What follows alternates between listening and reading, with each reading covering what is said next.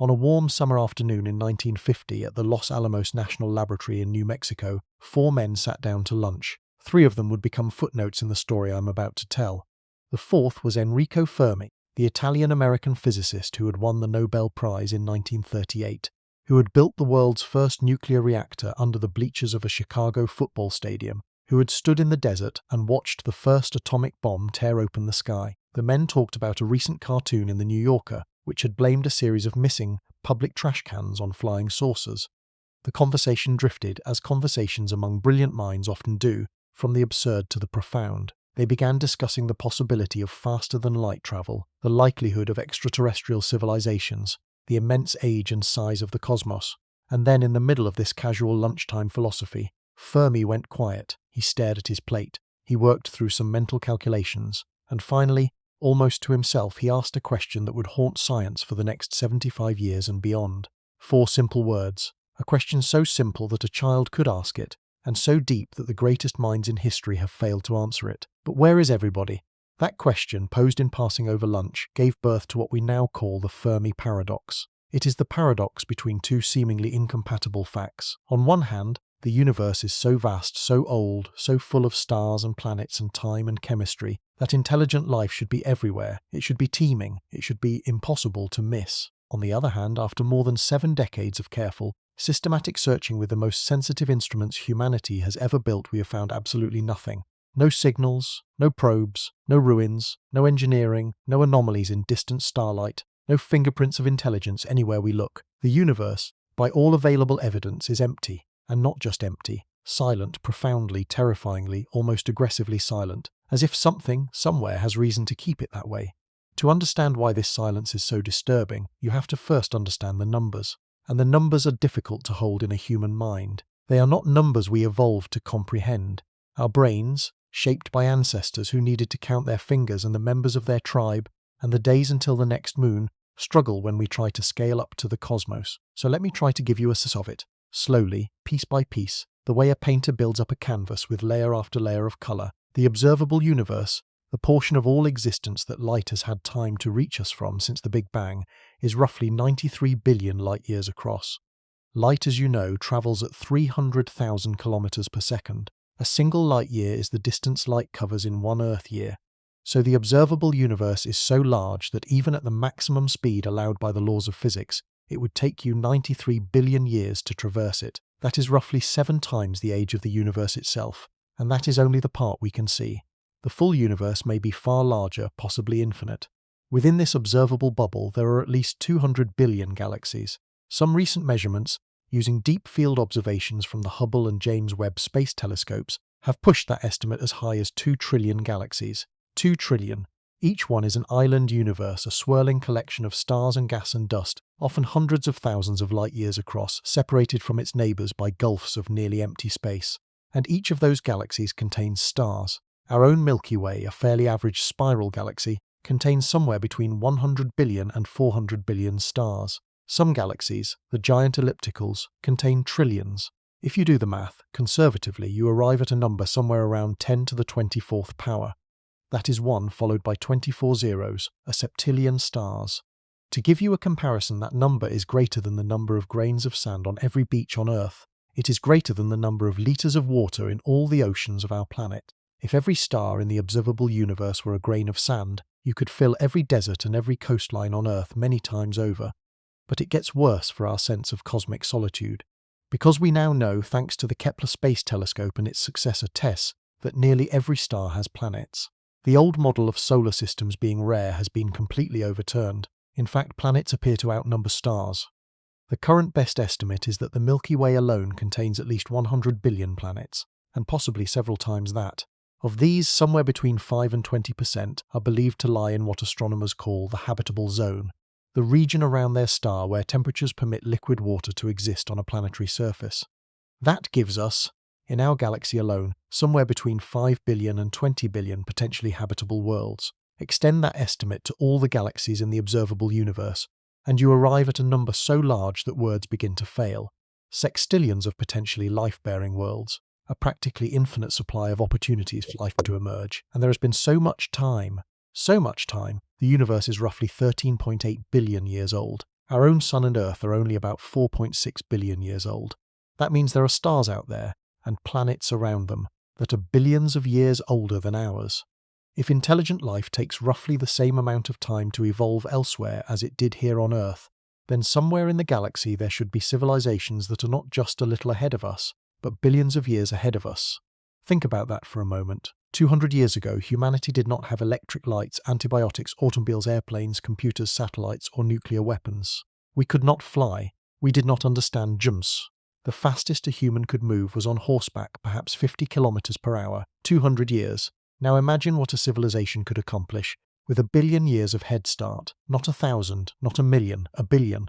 The American physicist and mathematician Frank Tipler made a calculation in 1980 that should haunt anyone who thinks carefully about the Fermi Paradox. He showed that if any civilization, anywhere in the Milky Way, developed self-replicating space probes, what we now call von Neumann probes after the mathematician John von Neumann who first described them, the entire galaxy could be explored in just a few tens of millions of years. That is a blink of an eye compared to the age of the galaxy. A probe arrives at a new star system, mines raw materials from asteroids and moons, builds copies of itself, and sends those copies onward to neighbouring stars.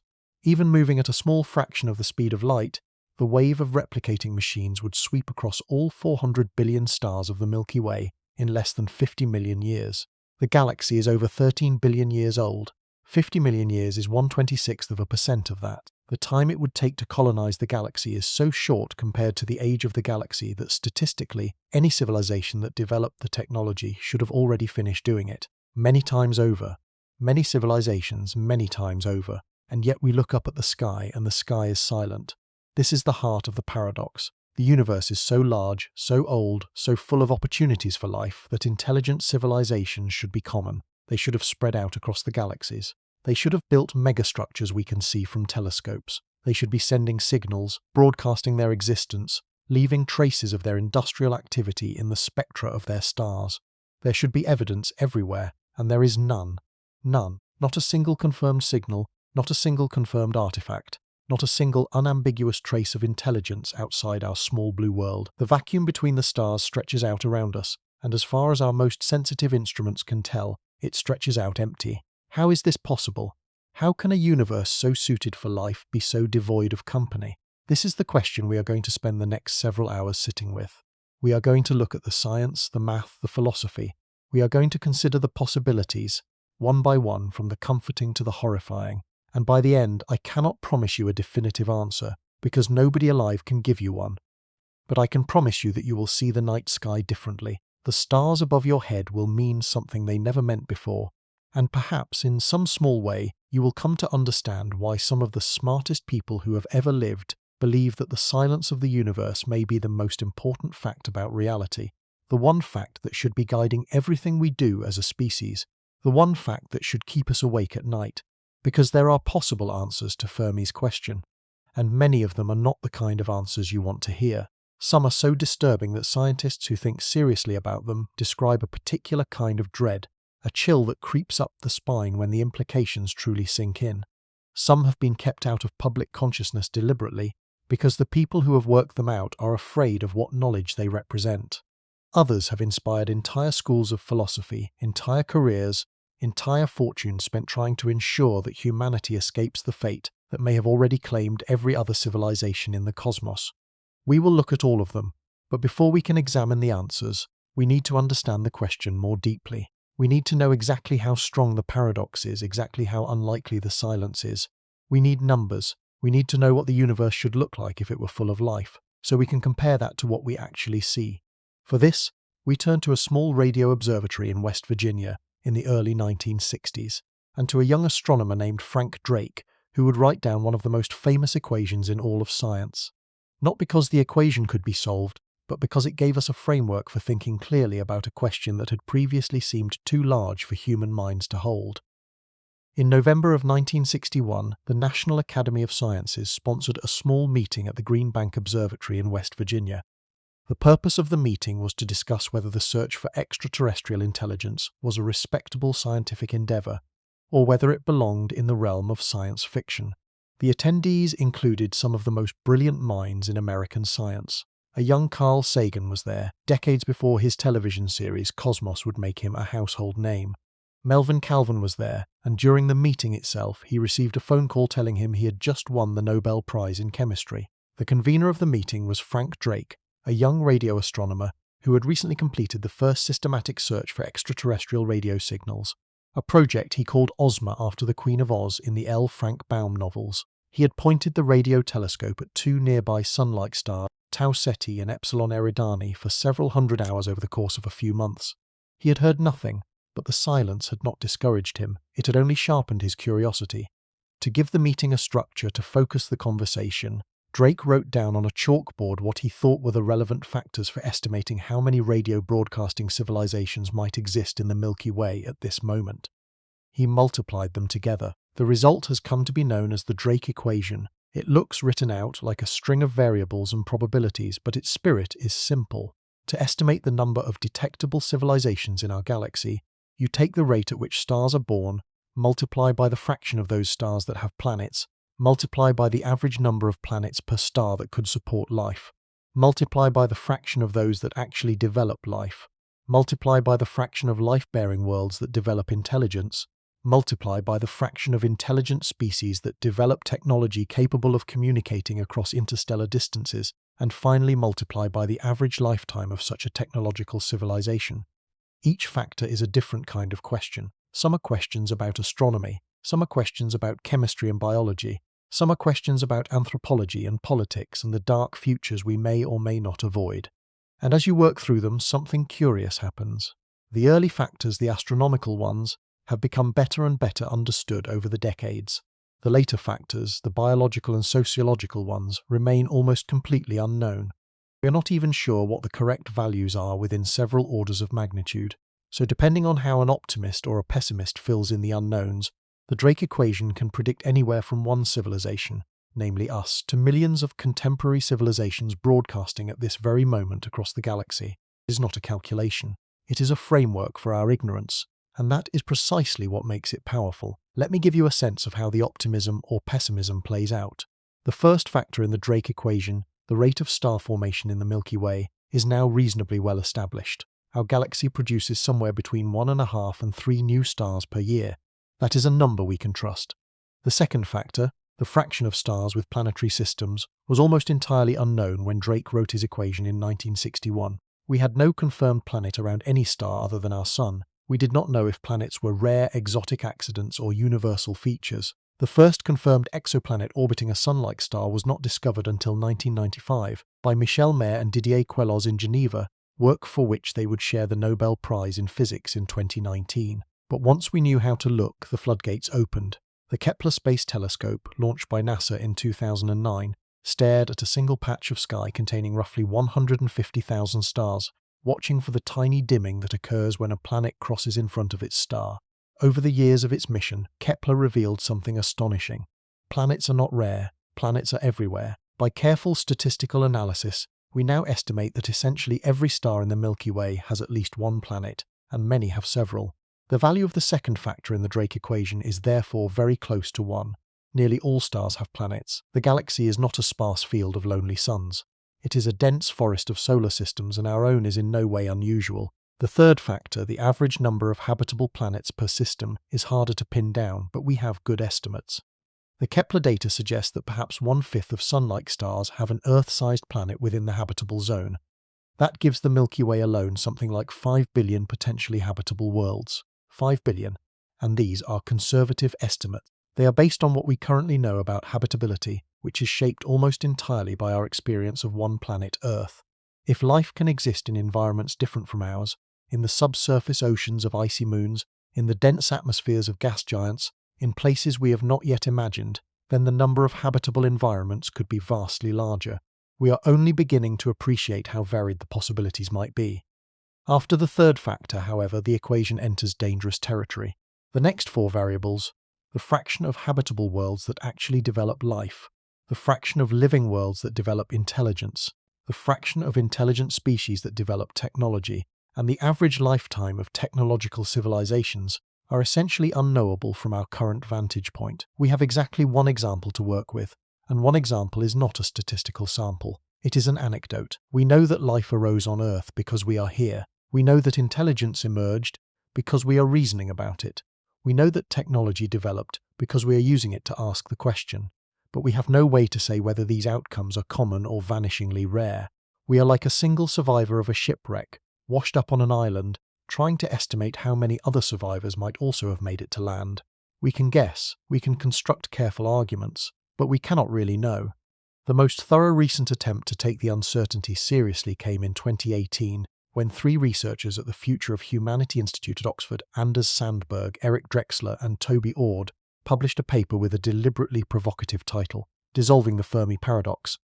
They pointed out that when you propagate the uncertainty through the Drake equation properly, when you do not just pick single best guess values for each factor, but instead carry through the full range of plausible probabilities, something unexpected happens. The most likely outcome, they showed, is not that there are millions of civilizations or even thousands.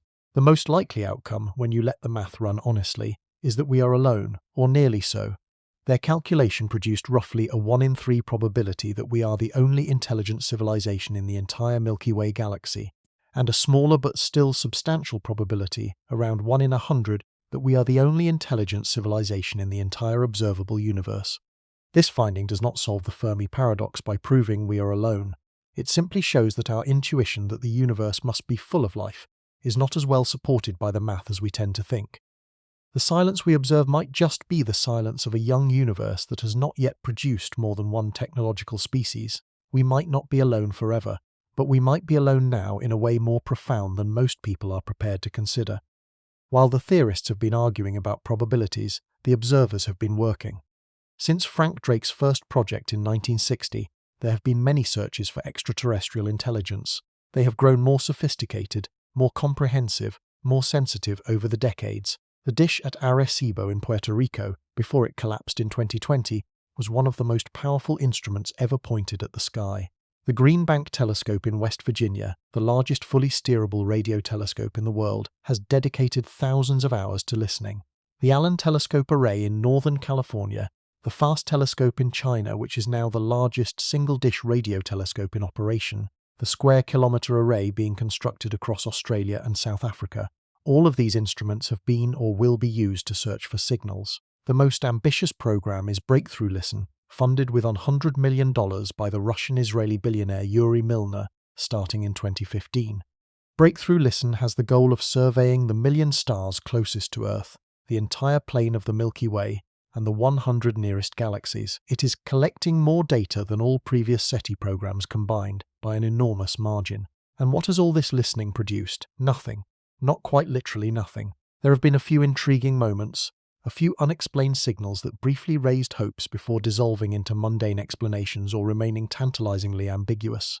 The most famous is the WOW signal detected on August 15, 1977, by the Big Ear radio telescope at Ohio State University. The astronomer Jerry Amon, looking through the printouts the next day, saw a column of numbers indicating a strong narrow-band radio signal at exactly the frequency where some had predicted extraterrestrial broadcasts might appear. He circled the data and wrote "WOW" in red ink in the margin. The signal lasted 72 seconds and then was gone, despite hundreds of attempts to detect it again, despite scanning the same patch of sky with more sensitive equipment over the following decades. Nothing like the WOW signal has ever been observed again. Some researchers think it may have come from a passing comet. Others remain unconvinced. We do not know what it was, but whatever it was alone. It did not lead anywhere. It was a single anomaly, unrepeated and unrepeatable. The silence resumed. There have been other moments of false hope. In 1967, Jocelyn Bell Burnell, a young graduate student at Cambridge, detected a regular pulsed radio signal that her team briefly labelled LGM-1 for Little Green Men. It turned out to be the first observed pulsar, a rapidly spinning neutron star. A genuine astronomical discovery, but not the discovery many had hoped for. In 2015, the Russian-Italian telescope Raton 600 reported what looked like a strong signal from a star called HD Sexine 4595. The signal turned out to be Earth-based interference, possibly from a military satellite. In 2019, a Breakthrough Listen team detected a candidate signal from Proxima Centauri, our nearest stellar neighbour, called BLC-1.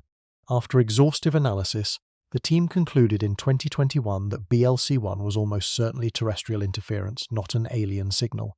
Every time we have thought we found something, the something has turned out to be us. Our own radios, our own machines, our own faint, lonely chatter bouncing back at us from the silence. If radio is not the answer, perhaps we should look for light.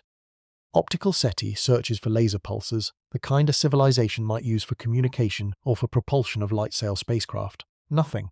We have looked at the spectra of millions of stars for signs of unusual chemical signatures that might indicate industrial activity, or absorption lines from megastructures eclipsing their suns. Nothing. We have hunted for the infrared waste heat that any sufficiently advanced civilization should produce, no matter how efficient their technology, because the laws of thermodynamics demand that work generates heat. A galaxy-spanning civilization should glow with infrared light, far brighter than its natural starlight. We have not found a single such galaxy. We have looked at every star in our neighborhood for the dimming patterns that might indicate Dyson swarms, vast collections of solar collectors gathering the energy of a star. We have found one or two stars with strange behavior, like the famous Boyajian star, also known as Tabby star, or Cage 8462852, which has shown unexplained dimming events that briefly excited speculation about alien megastructures. But subsequent observation suggests the dimming is most likely caused by dust clouds, not by anything constructed. We see no Dyson spheres, we see no megastructures, we see no waste heat, we see no ancient ruins on the moons of distant planets, no abandoned beacons in dust clouds, no fingerprints of intelligence on the cosmos at any scale.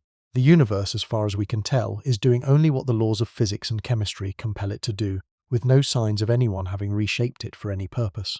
This is the actual data, this is what we have after all the searching. A vast, empty, silent universe with one tiny exception, which is us. And the question is why? Why this silence? Why does a universe so seemingly suited for life appear to be empty of any life but our own? The first serious attempt to answer this question in a rigorous way came not from a physicist or an astronomer, but from an economist. In 1996, Robin Hanson, then at the University of California, Berkeley, now at George Mason University, published an essay called The Great Filter. The argument it contained was simple, elegant, and frightening.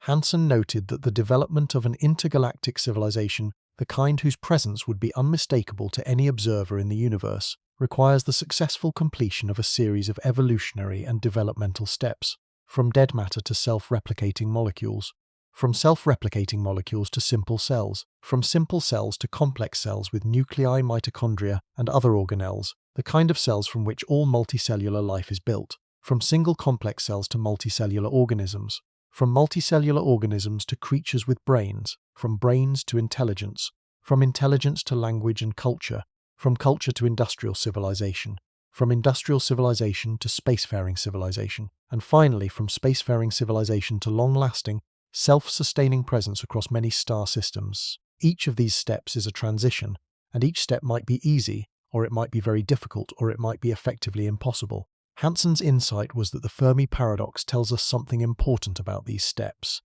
If we look around and see no evidence of intergalactic civilizations, then somewhere in this sequence of transitions, there must be at least one step that is so difficult, so improbable, that almost no candidate ever passes it. There must be a great filter, somewhere in the path from dead matter to galactic civilization, that filters out the overwhelming majority of attempts. The fact that the universe is silent is the evidence for this. If any of the steps were easy, then there would be many civilizations, and we would see them. Since we do not see them, at least one step must be very, very hard. And here is where the argument turns truly disturbing, because the great filter could be anywhere along the chain. It could be behind us in our past, in which case the rarity of intelligence is explained by something we have already overcome. Or it could be ahead of us in our future, in which case we are heading directly into the filter that has destroyed everyone who came before us. If the great filter is behind us, the news is good. It would mean that we have already passed the cosmic test. We are special, perhaps unique, but we are not doomed. Perhaps the difficult step was the very origin of life from non-life. Maybe abiogenesis, the spontaneous emergence of self-replicating chemistry from prebiotic chemistry, is so improbable that it has only happened once in the observable universe, and that once was on Earth. Maybe the universe is filled with potentially habitable worlds where the chemistry never quite ignited. Maybe we are the first match struck in a vast dark room. Or perhaps the difficult step was the transition from simple prokaryotic cells to complex eukaryotic cells. Some biologists have argued that this transition, which on Earth required the unlikely endosymbiotic event in which one cell engulfed another and the two began to cooperate, may be vanishingly rare. Most worlds in this picture would teem with bacteria but never produce anything larger. Or perhaps the difficult step was multicellularity, or brains, or language. Any of these, if they are sufficiently improbable, could explain the silence. If the filter is behind us, then humanity has a future. We can spread out, we can colonize, we can become the kind of civilization that fills a galaxy. There is no cosmic destiny condemning us to extinction. We are pioneers, perhaps among the very first, on a frontier that may stretch for tens of billions of years into the future. This is the optimistic interpretation, and it is the interpretation that some scientists actively hope is correct. But there is the other possibility. The filter could be ahead of us. The difficult step might not be any of the transitions from dead matter to industrial civilization. We have crossed those. The hard step might be the next one, the step that lies just over the horizon of our current development. The step from a technologically capable single-planet species to a long-lasting interstellar civilization. If that is where the filter is, then we are about to walk directly into it. The reason the universe is silent in this picture is not because intelligent life is rare. It is because intelligent life destroys itself, reliably, quickly, without exception. Every civilization that reaches our current stage of development encounters some catastrophe, some failure mode, some technology or temptation or weakness that brings it down before it can colonize the stars. And whatever that catastrophe is, it is sitting in our future, waiting for us. This is why when Nick Bostrom, the philosopher who founded the Future of Humanity Institute at Oxford, wrote about the search for extraterrestrial life, he gave his essay a title that initially seems perverse. Where are they? Why I hope the search for extraterrestrial life finds nothing. Bostrom's argument is precisely the Hansen argument turned into a recommendation.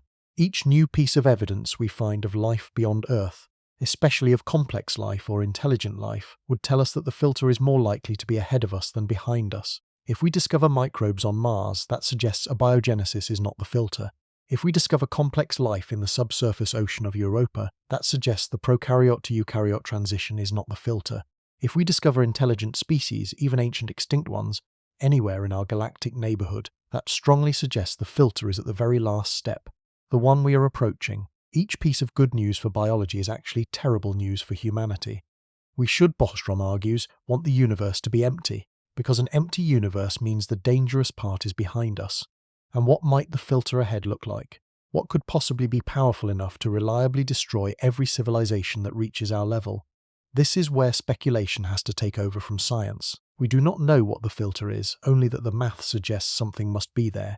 But we can list candidates: nuclear war, engineered pandemics, runaway artificial intelligence, environmental collapse, resource exhaustion, social fragmentation driven by communication technologies, catastrophic experiments in fundamental physics, self-replicating nanotechnology gone wrong. Each of these is something we have invented or might soon invent. Each of these is something we are not entirely confident we can control. And the disturbing pattern is that, in all known cases, the same technological maturity that creates the danger is precisely the technological maturity required to leave the home planet.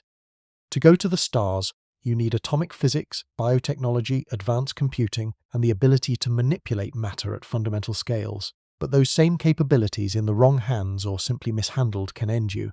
The recipe for greatness and the recipe for extinction may be nearly identical. This is the bleakest interpretation of why we are alone, not because we are rare, but because we are doomed, because everyone is doomed, because intelligence is a flame that briefly flares in the cosmos and is then snuffed out by its own light. The great filter is one explanation. It is the explanation that fits the math most cleanly, but it is not the only explanation, and to truly understand what the silence might mean, we have to consider the others. Some of them are at least as terrifying as the filter ahead, and one of them, in particular, has captured the imagination of a generation of scientists and writers and ordinary people who, having understood it, find that they cannot quite forget it. It originated in the mind of a Chinese science fiction writer named Liu Cixin, in a novel published in 2008.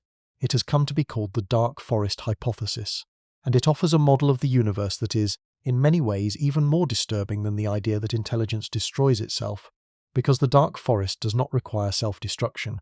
It requires only that intelligence be strategic. The dark forest argument begins with two axioms. The first axiom is that survival is the primary need of every civilization. This is not a controversial claim. It applies to every form of life we know. The will to continue existing is built into the structure of evolved beings. The second axiom is that civilizations continuously grow and expand, but the total matter in the universe remains constant. This is also not controversial. Stars age, resources are finite. The second law of thermodynamics rules everything. From these two axioms, Liu Cixin derived a set of conclusions about the strategic situation faced by any civilization that becomes aware of another civilization in the cosmos. The conclusions are bleak. They suggest that the rational behavior of any sufficiently advanced civilization is to remain hidden and to destroy any other civilization it detects before that other civilization can destroy it. The universe is not silent because it is empty. It is silent because every civilization that survives has learned the same lesson. Make no sound, show no light, reveal no presence, because to be seen is to die. The argument depends on two further concepts that Liu Cixin introduced. The first is the chain of suspicion. Imagine that two civilizations become aware of each other across interstellar distances. The light delay between them is years, decades, perhaps centuries. They cannot communicate quickly.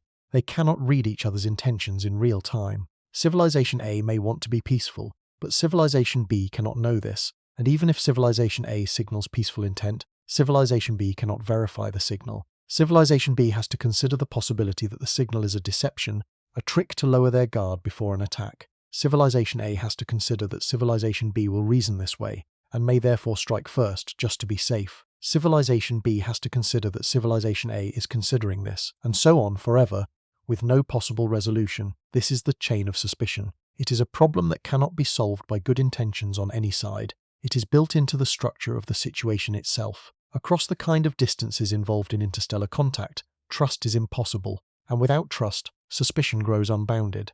The second concept is the technological explosion. In human history, periods of technological development have repeatedly been characterized by sudden accelerations. A species or culture spends thousands of years using stone tools, then a few generations and they have metal, a few generations after that agriculture, a few thousand years cities, a few hundred years from cities to ships that cross oceans, a few hundred more years from ocean-going ships to spacecraft and nuclear weapons. Each capability arrives faster than the last. There is no obvious upper bound on this process. A civilization that is technologically primitive today might, in just a few centuries, develop weapons capable of destroying entire star systems. From the perspective of an older civilization observing a younger one across light years, the younger one is not just temporarily backward. It is a future peer or future superior, separated from threat only by the brief and unpredictable interval of its remaining adolescence. The older civilization cannot wait. It cannot afford to wait. By the time it confirms that the younger civilization has become a threat, the threat may already be unstoppable. Put these two ideas together, and you get the dark forest. Liu Cixin himself described it with an image that has become famous. The universe is a dark forest. Every civilization is a hunter, moving through the trees, trying to make no sound. The hunter does not know what other hunters are out there. The hunter knows only that other hunters exist, that they are armed, that they are afraid. And if the hunter hears a sound, sees a movement, detects another presence, the rational response is not to call out. The rational response is to shoot, not because the other presence is necessarily hostile, not because the other presence is necessarily a threat, but because in a forest of hunters, the only rational policy is to assume the worst and act first. To do anything else is to die. Across the cosmos, then, the rational policy of any advanced civilization is to remain silent and to destroy whatever it can detect. The civilizations that did not follow this policy are gone. They were the ones who called out. They were the ones who broadcast their location and their existence. They have been silenced. The civilizations that remain are the quiet ones, the hunters. They are out there, they are listening, they are not speaking. And if humanity speaks too loudly, if we make the wrong sound at the wrong moment, the hunters will hear us, and the hunters will respond.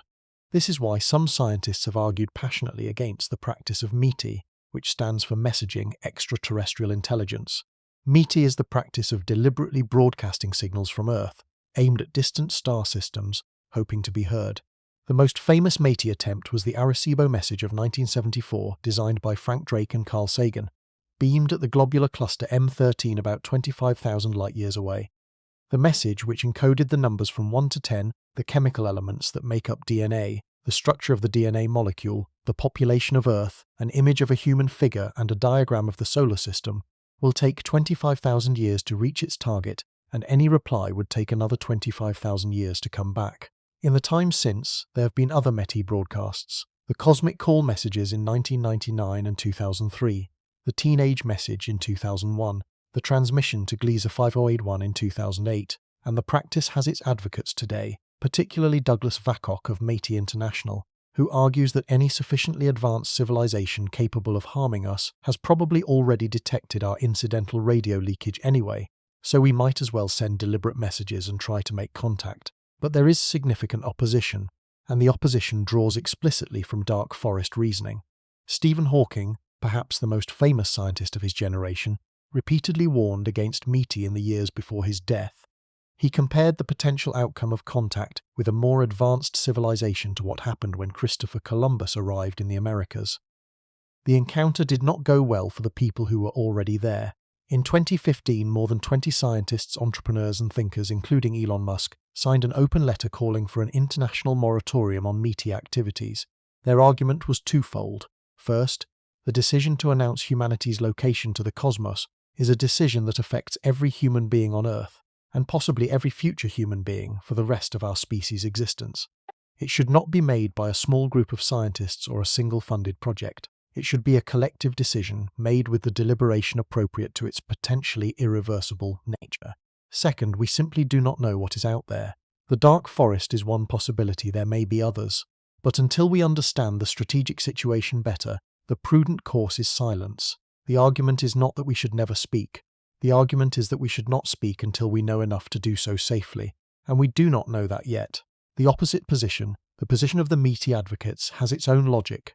For Koch and others argue that the chain of suspicion can only be broken by deliberate signal. If every civilization assumes that silence is the safest policy, then every civilization will remain silent forever, and no civilization will ever meet any other civilization. The galaxy will remain a collection of isolated islands, each thinking itself alone. Someone has to speak first, someone has to risk the broadcast, and if we are unwilling, then perhaps no one ever will, and the silence will go on forever, not because the cosmos is empty, but because everyone is too afraid to call out into the dark. There is something poignant about this argument. It implies that the cure for cosmic loneliness is courage, the willingness to be the species that opens its arms first, even at the risk of being the species that opens its arms last. Which view is correct? We cannot know. Both views could be correct, in the sense that some parts of the cosmos might be predator territory and others might be friendlier. Or both views could be wrong, in different ways. But what is striking is that even if the dark forest hypothesis is only partially true, even if there is only some chance that hostile civilizations exist among the silent ones, the asymmetry of the outcomes argues strongly for caution. The cost of staying silent if there is no danger is that we might be lonely a bit longer than necessary. The cost of speaking out if there is danger could be the extinction of our species. When you are uncertain, you weigh the magnitudes, and the magnitudes here are not symmetric. There is something deeper that the dark forest reveals, something beyond strategy. It reveals a conception of the universe in which the basic relationship between minds is not curiosity, not cooperation, not even competition in the friendly sense. It is fear, pure primal fear, the fear of being seen by an unknown other in a dark place. Anyone who has ever walked through a strange forest at night, or down an unfamiliar street in a deserted city, knows the particular quality of this fear. It is the fear that comes from the asymmetry of perception. You cannot see what is out there, but it might see you, and if it sees you, you do not know what it will do. The dark forest extends this primal terror to a cosmic scale. The universe is the largest dark place imaginable, and somewhere in it, perhaps very near, perhaps watching us right now, there may be something that has seen us, and we have no idea what it is going to do. We just know that, by the time it is close enough for us to find out, it will be too late. Not everyone accepts the dark forest argument. There are serious objections to it, some of which are worth considering. One objection is that the argument assumes that interstellar warfare is feasible and that preemptive strikes are effective. This is not obvious. The distances involved in interstellar travel are so vast that any weapon you launch has to traverse them, and during that traversal, the target has time to react, to disperse, to hide. A civilization that knew it was being attacked, even decades in advance, might be able to defend itself or escape. Another objection is that the argument assumes resources are scarce enough that civilizations have a motive to eliminate competitors, but the universe is staggeringly large. The Milky Way alone contains more matter and energy than any single civilization could plausibly use, no matter how advanced. There is room for everyone, by an absurdly wide margin. The competition over resources that drives terrestrial conflicts may not apply to interstellar contexts. A third objection is that the argument extrapolates from human strategic logic to alien strategic logic, but aliens, if they exist, will have evolved in different environments with different selection pressures, different cognitive architectures, different value systems. it is far from clear that they would reason about strategy the way we do. The dark forest, in this view, is a projection of human paranoia onto the cosmos. It tells us more about ourselves than about reality. These objections have weight. The dark forest is not the final answer. It is a possibility, perhaps a haunting one, but not a certainty. And there are other hypotheses, other ways of explaining the silence that we should consider with equal seriousness. Some are darker still, some are stranger, some, surprisingly, offer a kind of comfort. Let us turn to them now, one by one, and try to understand what each tells us about the universe we live in and the path we may be walking. The rare Earth hypothesis is perhaps the most straightforward of the alternatives. It was proposed by the paleontologist Peter Ward and the astronomer Donald Brownlee in their 2000 book of the same name. Their argument is that the conditions necessary for complex life, the kind of life that can give rise to intelligence and technology, are far more specific and far more rare than the conditions needed for simple microbial life. Microbes might be common in the universe, bacteria, archaea, and their analogues might exist on countless worlds. But the long chain of contingencies required to go from microbial life to thinking creatures may be staggeringly improbable. So improbable, in fact, that complex life might exist only in tiny scattered pockets of the cosmos. The silence is explained not by anyone being destroyed, but by almost no one ever arriving in the first place. Ward and Brownlee detailed the many ways in which Earth appears to be specially configured for the development of complex life. Our planet has a stable star. Many stars are variable, flaring violently and sterilizing their planets. Our Sun is a remarkably steady G-type main sequence star, neither too hot nor too cold, with a long stable lifespan. Our solar system sits in a specific region of the galaxy, far enough from the center to avoid the intense radiation and stellar density of the galactic core, but close enough that heavier elements, the products of supernova explosions, are abundant enough to build rocky planets and complex molecules. We have a large moon, formed by a giant impact early in Earth's history, which stabilizes our axial tilt and prevents the kind of wild climatic swings that would have made the evolution of complex life difficult or impossible. We have Jupiter, a massive gas giant that, by a happy accident of orbital dynamics, sweeps up many of the comets and asteroids that might otherwise have rained down on Earth, sterilizing it repeatedly. We have plate tectonics, which recycle the elements necessary for life, regulate the climate over geological timescales through the carbon silicate cycle, and create the diversity of environments that drives evolution. We have a molten iron core, generating a magnetic field that shields our atmosphere and the life on our surface from the most damaging components of solar radiation and cosmic rays. We have just the right amount of water. We have just the right kind of atmosphere. We have just the right balance of carbon and oxygen and nitrogen. Each of these conditions, taken alone, might be moderately common in the universe. But the conjunction of all of them, the simultaneous presence of every single one of these features on the same world, may be exceedingly rare. There is a deeper version of the argument that goes beyond planetary conditions and into the contingencies of evolutionary history. Consider what it took to produce a creature like a human being on Earth. Life had to arise somehow from non-life, an event whose mechanism we still do not fully understand. Then life had to develop photosynthesis, which radically transformed the atmosphere by filling it with oxygen, a chemical so reactive that it almost destroyed all existing life forms in what is called the Great Oxygenation Event, roughly 2.4 billion years ago. The survivors had to evolve more efficient metabolisms to deal with this new chemistry. Then, more than a billion years later, came the emergence of complex eukaryotic cells, an event that may have occurred only once in Earth's history, when an ancient archaean engulfed a bacterium and rather than digesting it, formed a stable partnership with it. That bacterium became the mitochondrion, the powerhouse of all complex cells. Without that improbable merger, complex life as we know it would not exist. Then came multicellularity, then nervous systems, then brains, then minds. Each of these transitions took hundreds of millions or billions of years. Each of these transitions involved chance events that might not have happened, or might have happened differently, leading to entirely different outcomes. And then there is the role of mass extinctions. 5 times in the history of complex life on Earth, catastrophic events have wiped out most of the species in existence. The end Ordovician extinction, the late Devonian, the end Permian, the end Triassic, and the famous end Cretaceous, which 66 million years ago killed off the non-avian dinosaurs and opened the door for the mammals. Without that last extinction, dinosaurs might still rule the Earth, and humans might never have evolved. The dinosaurs had been around for over 150 million years and had never produced anything we would call a technological civilization. They were highly successful, but in their own way, not in ours. It took a giant asteroid striking the Yucatan Peninsula, almost by chance, to clear the stage for the small furry creatures that would eventually become us. How many other worlds might have life that is highly successful, but is fundamentally non-cognitive, non-technological, content in its own way, never building radio telescopes because nothing in its environment ever pushed it to do so? The rare Earth hypothesis does not require any catastrophes, any filters, any dark forest. It just requires that the universe be a place where the easy steps of life are common, but the hard steps of complex life are vanishingly rare. In this view, the silence of the cosmos is not a warning. It is simply a reflection of the deep difficulty of becoming the kind of creature that can build a radio telescope. We are not surrounded by ghosts. We are surrounded by bacteria perhaps on countless worlds, but the bacteria do not have anything to say.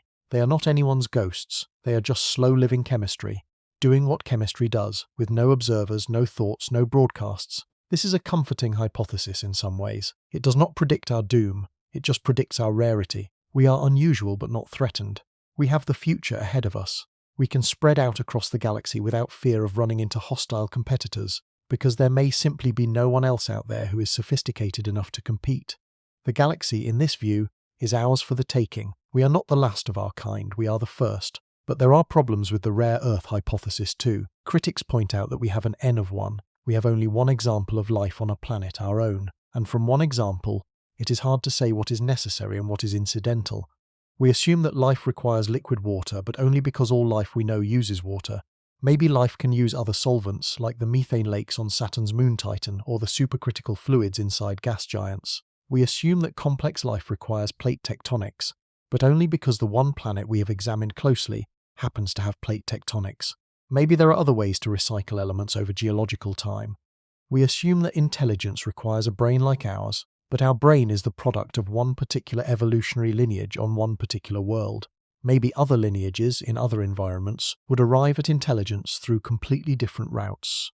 The rare Earth hypothesis, in other words, generalizes from one example, which is always risky. The conditions we identify as special for Earth might be special for our kind of life, but other kinds of life might thrive in conditions that would be hostile to us on worlds that look nothing like our own. This is why scientists searching for life beyond Earth try to keep an open mind. The first signs of life we find, if we find any, may come from places we did not expect. From the subsurface oceans of icy moons like Europa or Enceladus, where chemical energy from hydrothermal vents might sustain ecosystems we cannot directly observe. From the cloud layers of Venus, where unusual chemistry has hinted at the possibility of aerial microbial life. From the methane seas of Titan, where complex organic chemistry takes place at temperatures so cold that water is hard as rock. From the upper atmospheres of gas giants, where some have speculated that lighter-than-air organisms might float on convection currents. From places we have not yet thought of, in conditions we have not yet imagined. The universe is endlessly inventive, and our imagination, even at its best, is limited. If neither the Great Filter nor the Dark Forest nor the rare Earth hypothesis captures the truth, there are still other possibilities, each with its own implications and its own peculiar character. The zoo hypothesis was proposed in 1973 by the astronomer John Ball at the MIT Haystack Observatory. Ball's idea was simple. Perhaps the universe is full of advanced civilizations, perhaps they know about us, but they have deliberately decided not to make contact. They are watching us as we watch animals in a wildlife reserve, but they are scrupulously careful not to interfere. They have rules, perhaps something like the famous Prime Directive from the Star Trek series, that forbid contact with developing civilizations. Or they consider us so primitive that contact would be culturally devastating, a kind of cosmic colonialism that would destroy the unique trajectory of human development. Or they are simply studying us, running an experiment, and revealing themselves would contaminate the data. The zoo hypothesis explains the silence not by anyone being absent, but by everyone choosing to be quiet for our sake or for their own. There is something appealing about this idea. It suggests that the universe is not empty, only respectful. It suggests that contact will eventually come, perhaps when we reach some threshold of development that signals our readiness. It suggests that the silence is temporary, the awkward pause before introductions are made, but the zoo hypothesis also has a serious problem. It requires that every civilization in the universe, without exception, follow the same rule of non-interference. If even one civilization deviates, if even one decides to make contact or even just to leave traces visible to us, The conspiracy of silence is broken, and expecting universal compliance from an unknown number of alien species with unknown values and unknown motivations seems like a tall order. There is a variant of the zoo hypothesis, sometimes called the interdict hypothesis, that addresses this by positing the existence of a single dominant civilization that enforces the non-contact policy on all the others. This avoids the universal compliance problem by appointing a cosmic cop, but it also raises new questions. Who are these enforcers? Why would they bother, and does their existence not constitute exactly the kind of presence we should be able to detect? A related but stranger idea is the planetarium hypothesis, proposed by the futurist Stephen Baxter in 2001. What if we are not just being observed, but contained? What if the entire visible universe from our perspective is a kind of simulation or projection designed to look empty so that we believe we are alone? The advanced civilizations are not just hiding their presence, they are actively concealing it by surrounding our region of space with an illusion of cosmic loneliness. This sounds like science fiction, and it is, but the underlying technology is not strictly impossible if you assume a sufficiently advanced civilization. The amount of information needed to fool us about the contents of distant space is large but finite. A civilization capable of building solar system-sized projection devices could in principle convince us that the galaxy is empty, even if it is in fact crowded. The planetarium hypothesis is unfalsifiable, which is why it is more philosophy than science. We have no way to distinguish a real empty universe from a faked one, but the fact that the hypothesis is even worth considering tells you something about how strange the silence really is, and how exotic the explanations have to become. A more rigorous and disturbing variant of this idea is the simulation hypothesis, advanced most famously by Nick Bostrom in a 2003 paper called Are You Living in a Computer Simulation? Bostrom's argument is a probabilistic one. He notes that any civilization with sufficiently advanced computing technology might be able to simulate the experiences of conscious beings in detail indistinguishable from real life. If such a civilization existed, and if it had reasons to run such simulations, then the number of simulated minds in the universe would vastly exceed the number of real biological minds. Bostrom presents this as a trilemma. Either no civilization ever develops the technology to run ancestor simulations, perhaps because they all destroy themselves first, which is essentially the great filter argument. Or civilizations develop the technology but choose not to use it, perhaps for ethical reasons or simple disinterest. Or civilizations do develop the technology and do use it, in which case the number of simulated minds is so much larger than the number of real minds that we should expect to be, with very high probability, among the simulated. The simulation hypothesis offers a strange resolution of the Fermi Paradox. If we are in a simulation, then the universe outside our immediate experience may not be rendered in any detail. The countless galaxies we see through telescopes may be little more than backdrops, painted onto the inside of our experience to give us the impression of a vast cosmos, but lacking the detailed content that would include other civilizations. The silence we observe is then explained as a feature of the simulation. The simulators have not bothered to populate the cosmos with other intelligent species. Perhaps they wanted to study a single isolated civilization, namely us. Perhaps the simulation has a budget, computational or otherwise, and creating multiple civilizations was too expensive. Perhaps there are other civilizations in the simulation, but the simulators have ensured we cannot detect them, for reasons of their own. None of these answers can be tested.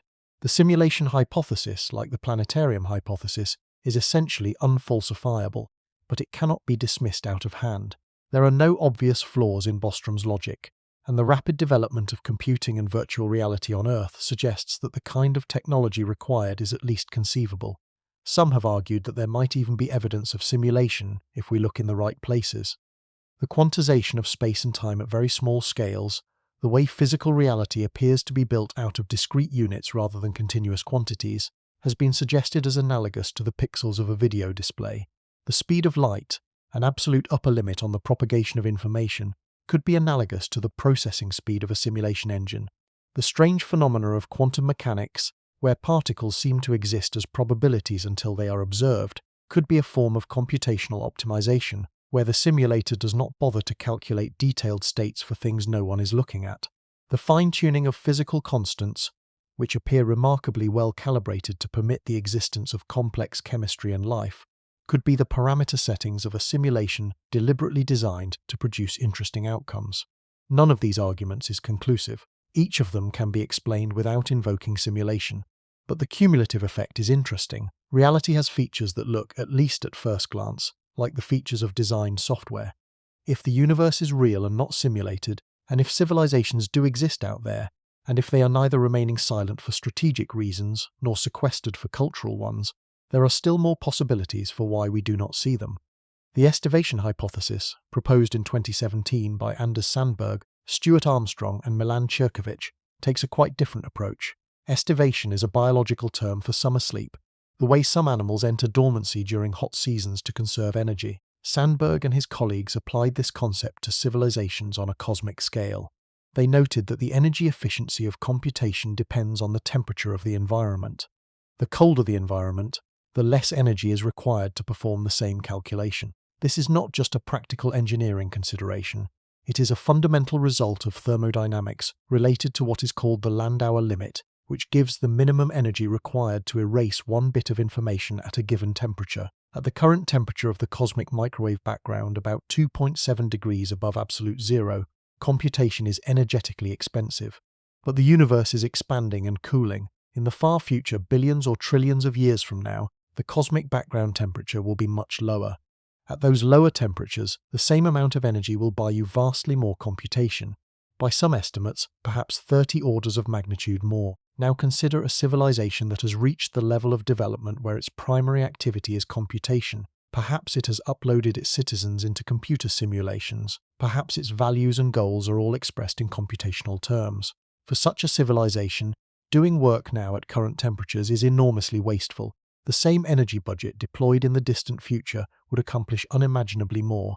The rational strategy for such a civilization is to lie dormant, to halt all activity, to wait until conditions are optimal, and then to do all of its work in a brief frenzy at the end of time when the universe is at its coldest. This is estivation on a cosmic scale. The civilizations are not absent. They are sleeping.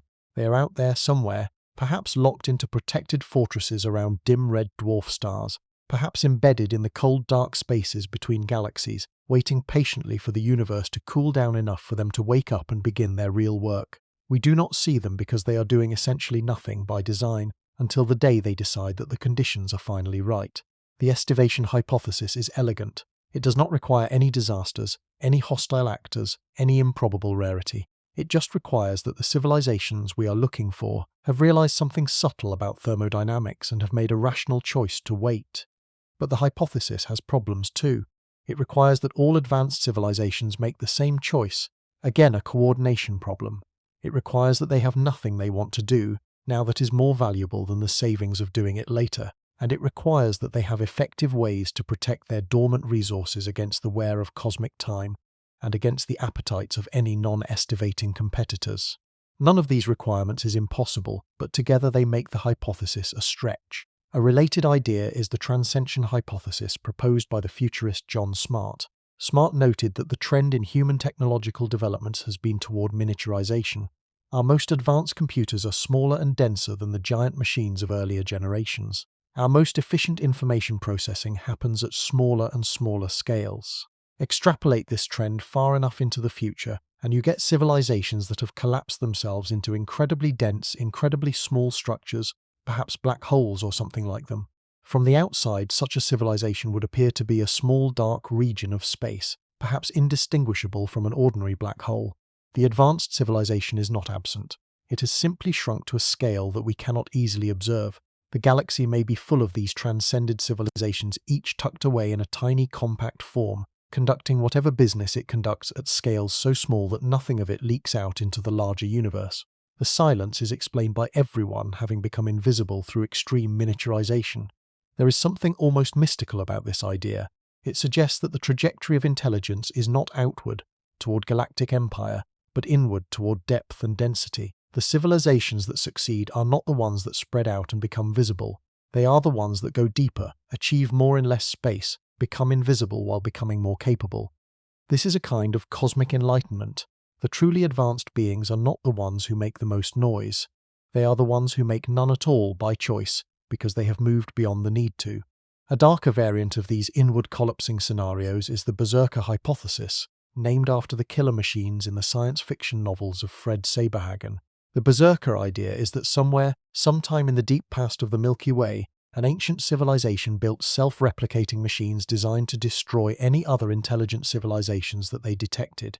Perhaps the original civilization was paranoid, fearing potential rivals. Perhaps they were ideological, believing that intelligence other than theirs was an offense against the cosmos. Perhaps they made a mistake and let an AI weapon escape their control. Whatever the reason, the berserker machines were launched and they spread through the galaxy, and they have been hunting ever since. The galaxy is in this view infested with these mechanical killers, drifting silently between the stars, watching, listening, waiting. When they detect a young civilization, when they pick up its radio chatter or notice its industrial signature, they converge on it and they destroy it. The silence is the silence of a galaxy that has been deliberately, methodically cleansed of intelligent competitors by an ancient automated extinction machine. The berserker hypothesis is in some ways the technological mechanism that could underlie the dark forest. It explains why hidden hunters might exist without requiring that they be coordinated or even still in contact with whoever sent them. They are just machines, doing what they were programmed to do. Their original makers might be long dead. The machines do not care. They keep hunting. The fact that we do not currently see berserker machines in our solar system is not reassuring. The galaxy is vast. The machines might not have reached us yet, or they might already be here, in some form we have not recognized, perhaps embedded in our solar system in a dormant state, waiting for some signal or trigger before they activate. Every passing year that we broadcast our existence into the cosmos might be bringing us closer to attracting their attention. A more philosophical and less alarming variant is what is sometimes called the firstborn hypothesis. Perhaps, the argument goes, we are simply early. The universe is 13.8 billion years old, but the era in which complex life can exist may not have begun until quite recently in cosmic terms. The earliest stars contained almost no heavy elements. The metals required to build rocky planets and complex chemistry, elements like carbon and oxygen and iron, are products of stellar nucleosynthesis and supernovae. It took generations of stars, each living and dying, each enriching the interstellar medium with new elements, before there was enough of the right material to make planets like Earth. Even then, the typical lifetime of star formation and planetary development is long. Some calculations suggest that the average time from the formation of a habitable planet to the emergence of a technological civilization, if everything goes well, might be about 10 billion years. That is roughly the age of our solar system. Maybe we are not anomalously alone. Maybe we are just on the early side of the great cosmic age of intelligence, which is only now beginning to gather momentum. If this is true, then the silence around us is the silence of a universe that has not yet filled up with civilizations, because it has not had time. Civilizations are coming. They will arise over the next 10, 20, 50 billion years. The galaxy will gradually become populated with intelligent species, of which we are simply among the first. We will have the strange honor of being the pioneer generation, the founders, the ones whose ruins or descendants will be discovered by later civilizations who arise after us. If we succeed in spreading out across the galaxy, we may become the great ancient civilization, the deep time presence, whose existence shapes the cosmos for billions of years to come. This is a hopeful framing. It does not require that anything bad be happening. It just requires that we have arrived early to the party and the other guests are still on their way. But even the firstborn hypothesis cannot fully explain the silence, because some stars are billions of years older than ours. There has been time, on at least some worlds, for civilizations to arise and spread. The firstborn might better be called the among the first, allowing that some others may have preceded us but not enough of them, and not long enough ago to have filled the galaxy. The argument shades, at its limits, back into the rare Earth hypothesis.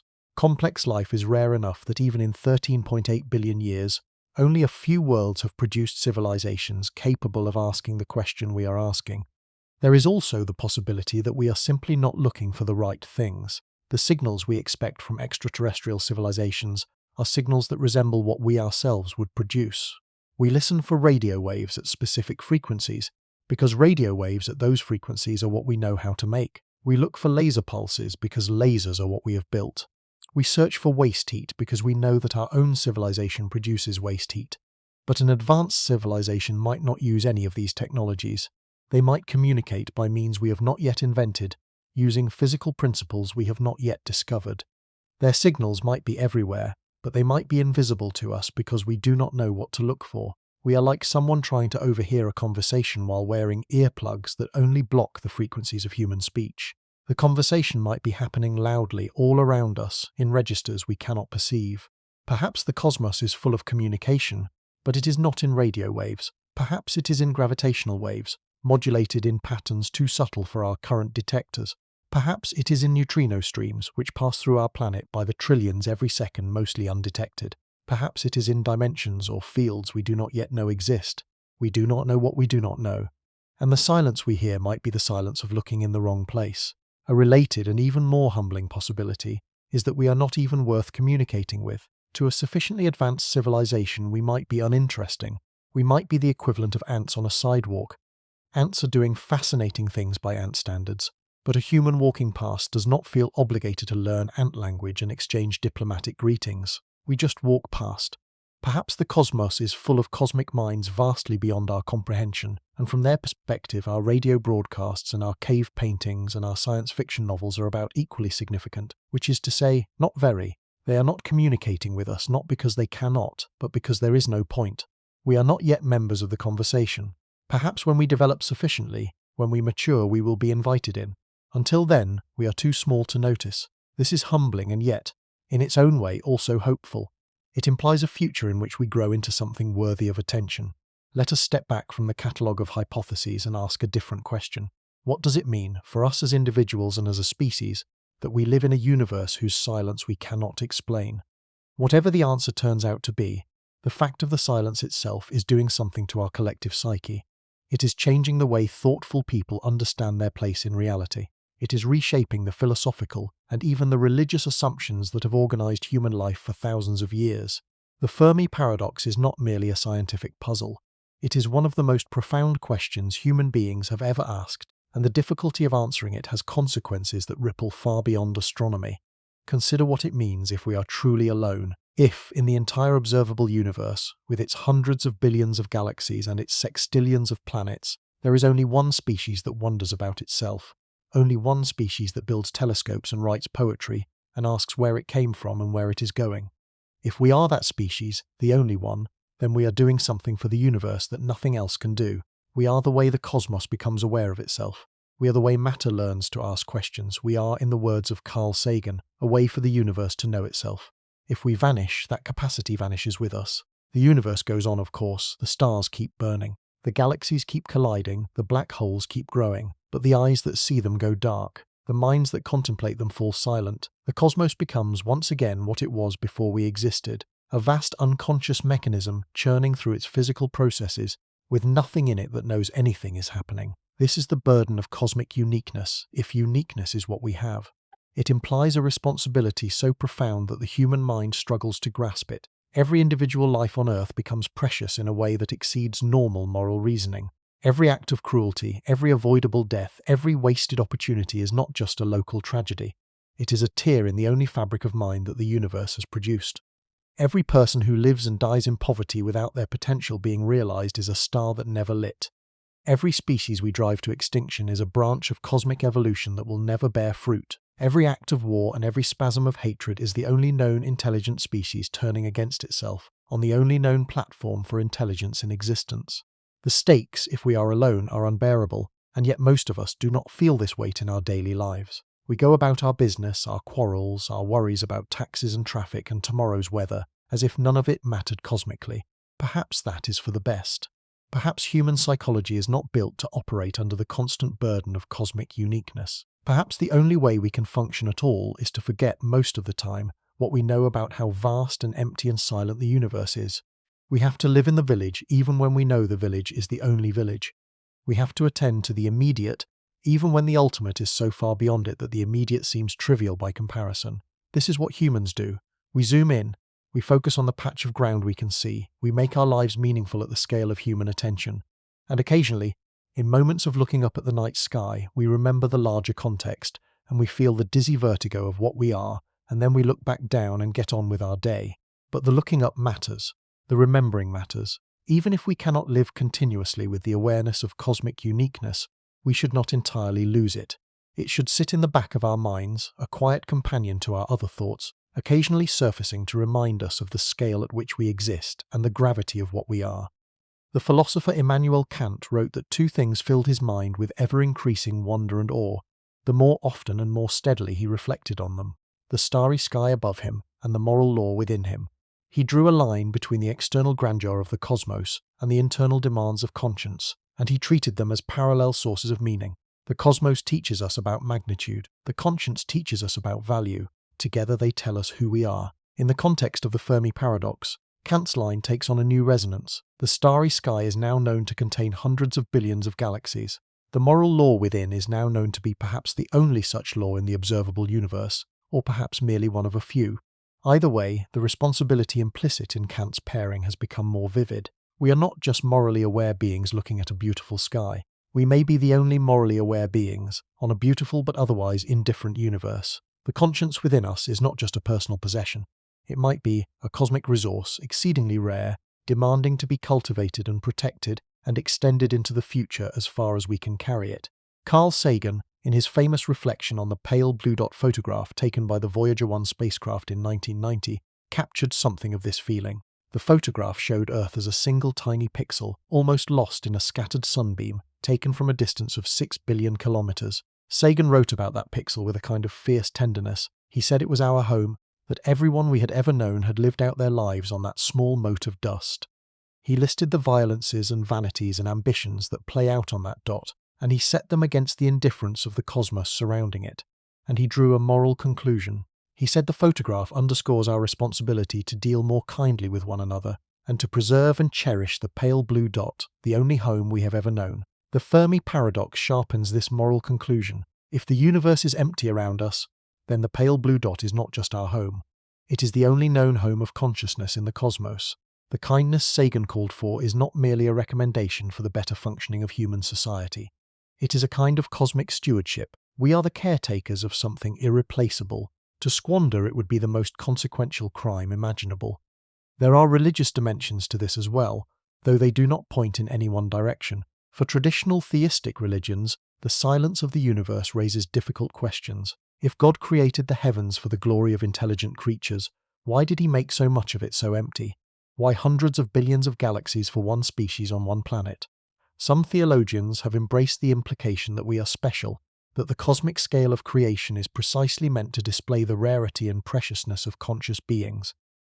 Others have suggested that the heavens are full of intelligent beings who are simply hidden from us at this stage of our development.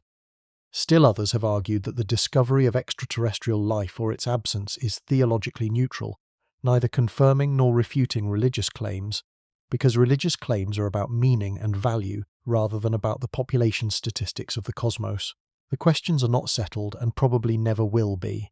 For non-religious or post-religious worldviews, the Fermi Paradox raises different questions. The existentialist philosophers of the 20th century, thinkers like Albert Camus and Jean-Paul Sartre and Simone de Beauvoir, wrestled with the apparent absence of any cosmic meaning, any external purpose for human life. They concluded that meaning is not something we discover in the universe, but something we create through our choices and commitments.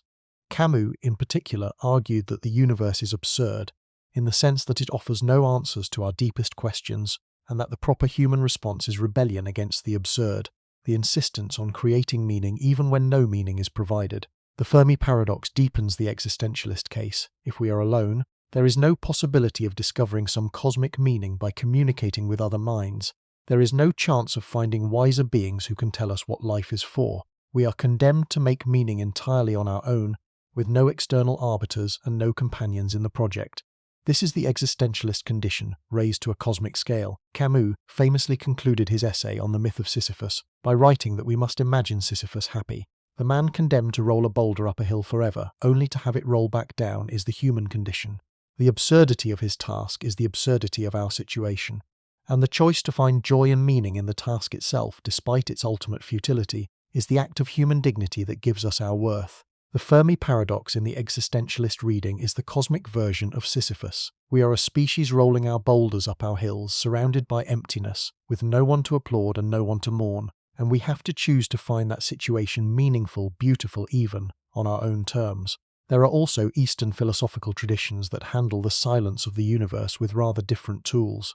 In Buddhist thought, the concept of sunyata, often translated as emptiness, refers not to the absence of things but to the absence of fixed essences.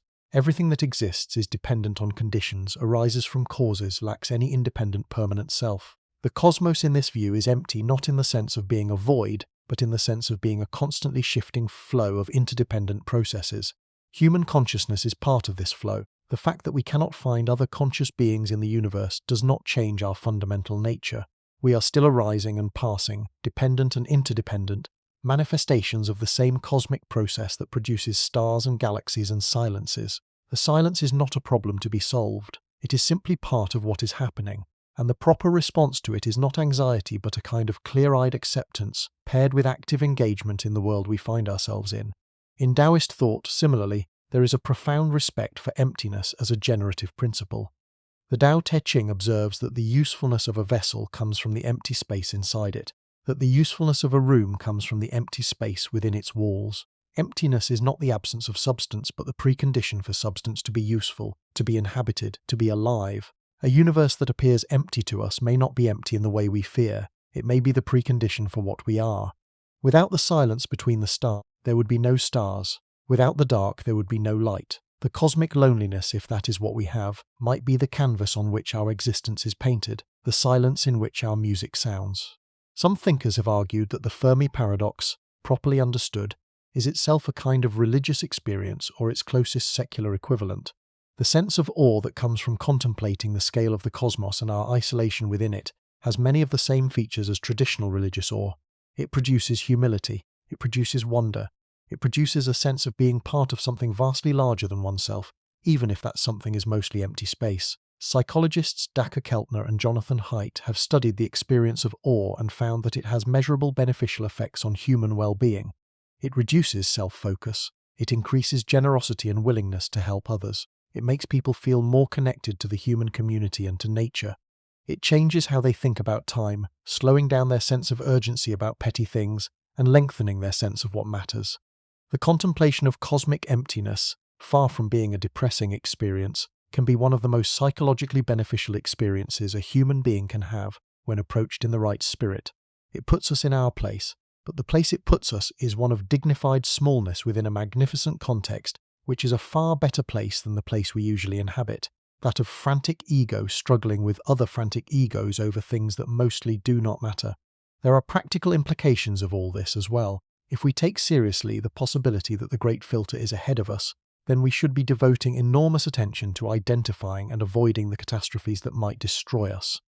The field of existential risk studies, pioneered at places like the Future of Humanity Institute at Oxford and the Centre for the Study of Existential Risk at Cambridge, takes the Fermi Paradox seriously as evidence that the path through technological adolescence is dangerous, and tries to identify which of the dangers are most pressing.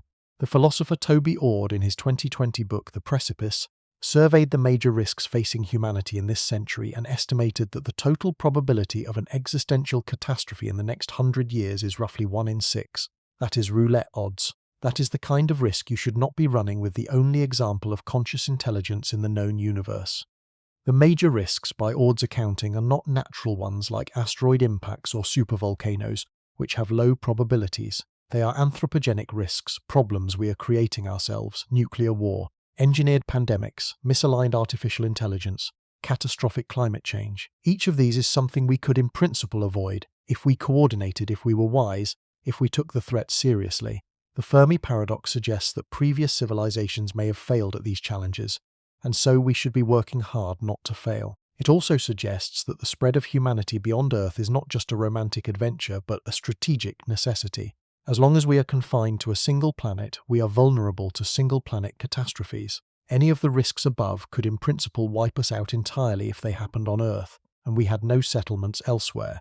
The argument for becoming a multi-planet species, eloquently advanced by people like Elon Musk and others, gains additional force when seen in light of the Fermi Paradox. It is not just about creating new opportunities for human flourishing. It is about insurance against extinction. The civilizations we cannot see might have failed in part because they remained on one planet too long. We have the option of doing better. We should take it. The development of artificial intelligence presents both an opportunity and a danger in this context. On the one hand, advanced AI might be the technology that allows us to solve the hardest problems facing our civilization, to model complex systems and find solutions that human minds alone cannot reach.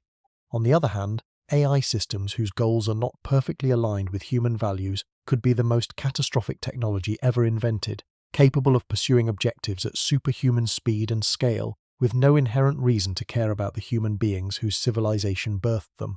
If misaligned AI is the great filter, then it is being constructed in laboratories around the world right now by well-intentioned researchers who do not fully understand what they are doing. The work on AI alignment, on ensuring that advanced systems remain beneficial to humanity, is some of the most important work being done by anyone today. The Fermi Paradox cannot tell us whether we will succeed, but it can tell us how high the stakes are. The climate crisis we currently face may itself be a small-scale rehearsal for the great filter.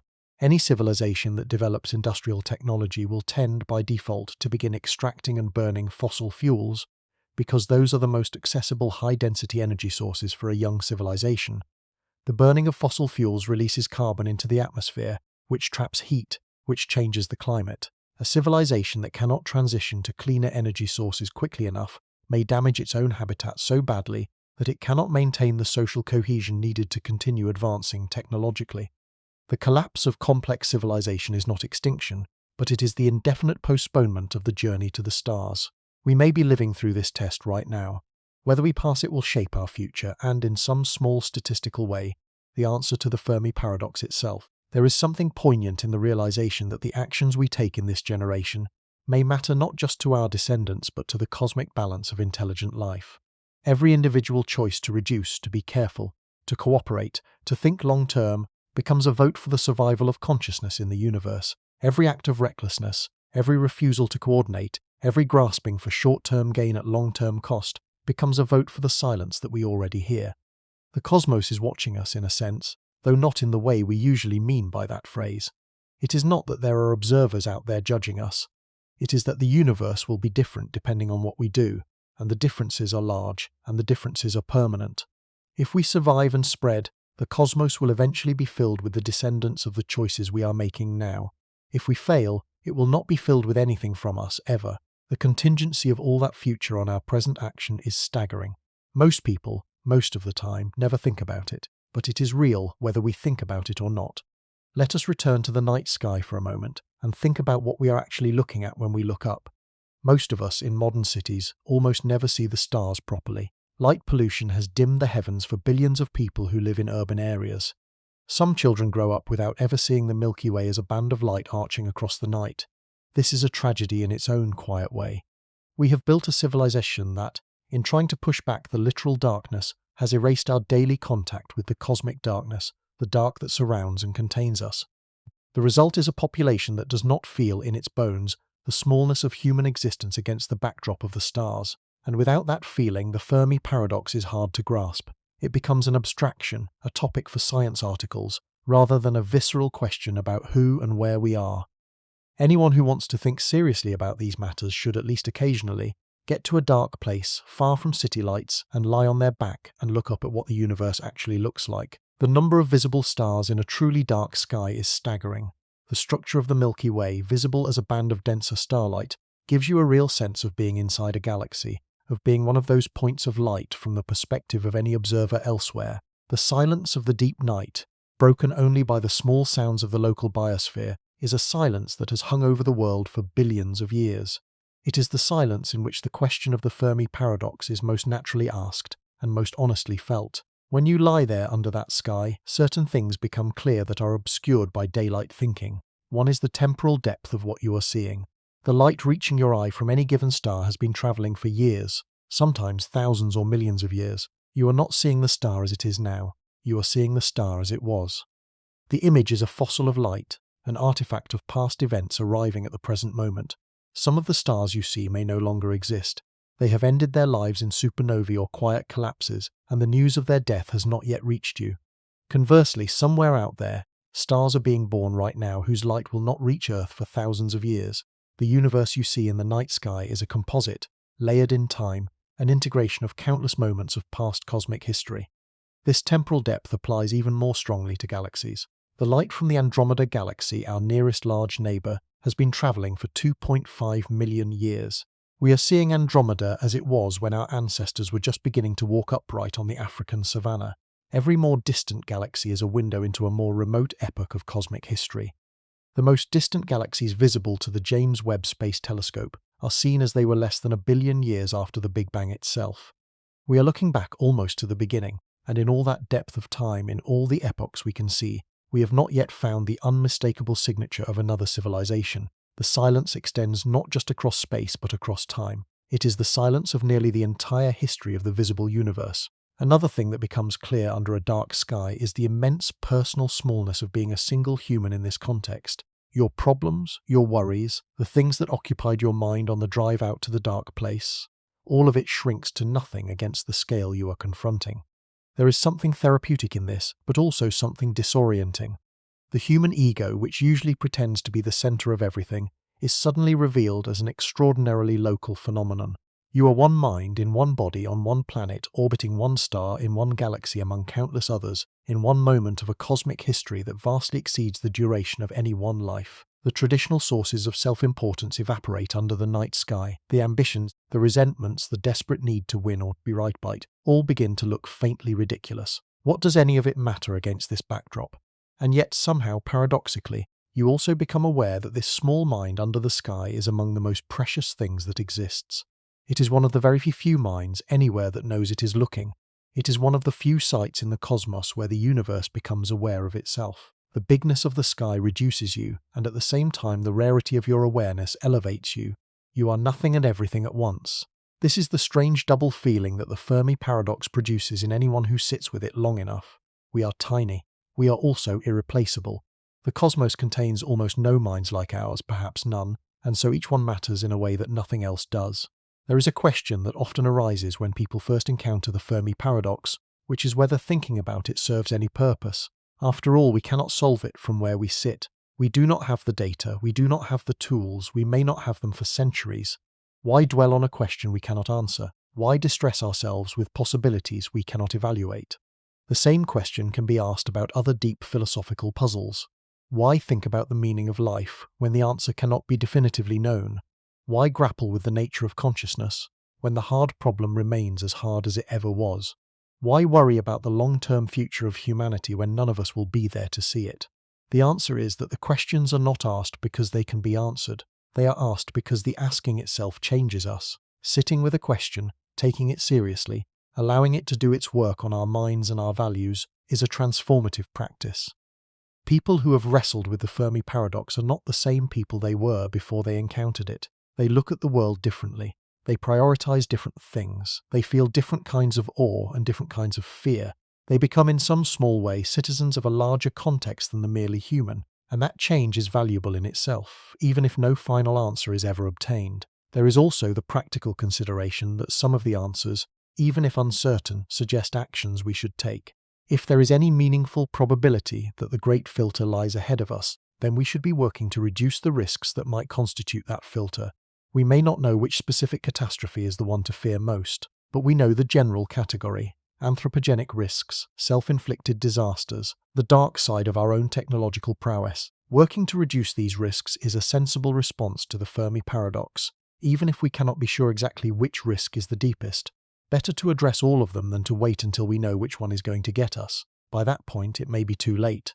The same logic applies to space exploration. If becoming a multi-planet species is a way to reduce our vulnerability to single-planet catastrophes, then we should be working on that even though it is expensive and difficult and uncertain. If detection of other civilizations would help us answer the question, then we should keep building better telescopes and listening with better instruments, even if the listening so far has produced only silence. The Fermi Paradox is not just an intellectual puzzle. It is a guide to where we should put our efforts, our resources, our hopes. It is a problem we can engage with even if we cannot solve, by working on the things that might matter most. I want to spend some time before we move toward closing on what the silence sounds like from the inside of a single human life, because abstract discussions of cosmic emptiness can feel disconnected from how we actually experience our existence. Most of the time, we do not feel cosmically alone. We feel surrounded by people. We feel embedded in language and culture and history. We feel the noise of human civilization around us, the constant chatter of social life, the dense matrix of relationships and roles and routines. The cosmic silence is far away. It belongs to astronomy. It does not press on us in ordinary moments, but it does press on us in extraordinary moments. It presses on us when we lose someone we love and feel for the first time viscerally what it is to be alone. It presses on us at 3 in the morning when we cannot sleep, and the questions we usually push away crowd in. It presses on us when we contemplate our own death, the certainty that our particular consciousness will end and that the universe will continue without us. It presses on us when we look at a sleeping child and feel the impossibility of protecting them from everything that might harm them in a world we did not design and do not control.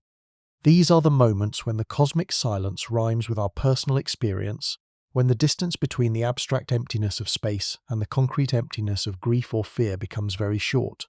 The Fermi Paradox is at one level a giant projection of these intimate moments onto the largest possible screen. It is the universe doing to us, at cosmic scale, what individual losses do to us at human scale.